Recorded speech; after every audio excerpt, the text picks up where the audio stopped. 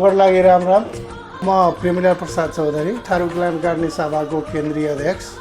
यो 32औं विश्व आदिवासी दिवसको उपलक्ष्यमा देश विदेशमा रहनुभएका सम्पूर्ण दाजुभाइ दिदीभाइहरूमा हार्दिक मङ्गलमय शुभकामना व्यक्त गर्न चाहन्छु।